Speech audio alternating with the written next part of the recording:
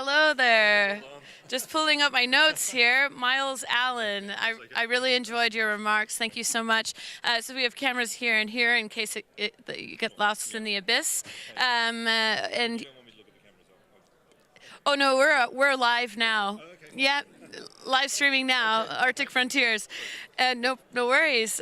Myles Allen, just so you all know, who missed the panel, potentially is a professor at University of Oxford in the UK and co-director of the Oxford Martin Net Zero Carbon Investment Initiative. And you mentioned. The group, I liked your story about the group of frustrated entrepreneurs in a bar in Oslo, that was over sort of a lack of progress or a stalemate, as I understood it, in CO2 reductions. Are there new technologies on the brink that would sort of push that along further to reduce some of that frustration in those communities that you're working so closely with, that you're excited about? I mean, the technologies are there, and the industry has the capability. What was really, I thought, really inspiring about our panel was just how can-do the industry is. You know, they were asked, can you safely mine the Barents Sea? And they say, oh yeah, the Barents Sea is easy, compared to some of the places we operate. And so, if I would love for this industry to take care of the climate problem. They have the capacity, they have the resources, they have the access to capital to do so. What they don't have is a clear mandate from government and from society as a whole to instruct them to get on with it. But I actually think the industry as a whole would welcome that mandate, because they don't want to be on the defensive all the time. They want to make their industry sustainable, and they could. But it needs to be fair. It needs to be applied to everybody. And this is one reason I have these conversations in Norway.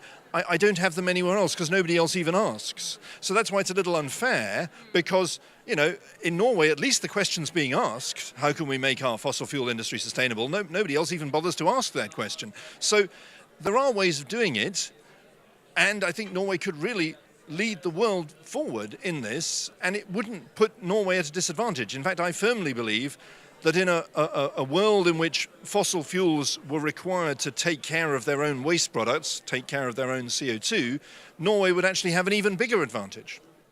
Right. That's interesting. So let me throw that back at you then.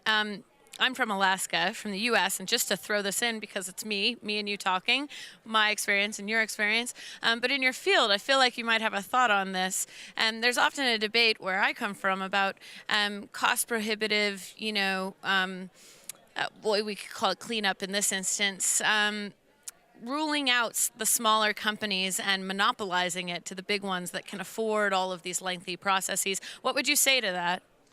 Well, when you have new technologies, frequently it's smaller companies that actually are more nimble and actually make money out of them. So disruption is often good for smaller players. So in a world in which CO2 disposal was a major industry, I don't know that it would be the same big players that would be doing it. And for example, among them, the oil majors at the moment, I would expect Equinor to actually be right at the front of CO2 disposal, because they've been doing it for 25 years. Right. Now, Equinor's still a big company, but it's small compared to the other oil majors. So that's an example of how actually new developments can actually favor small players. So I wouldn't say that automatically change favors the big established incumbents. In fact, often it's the reverse. So perhaps your analogy about Norway leading the pack of tortoises, are the tortoises not really that slow then? On getting rid of CO2, we still get rid of CO2 by dumping it in the atmosphere. We use the atmosphere as a giant landfill. And we need to work out another way of getting rid of the CO2 generated by burning fossil fuels than dumping it in the atmosphere. On that score, we are doing very, very badly. We are making almost no progress whatsoever. We've made some progress, there have been some demonstration plants, but if you compare that to the scale at which we need to build that CO2 disposal industry over the next 20 years, it's not going anywhere. And that's of course a great concern.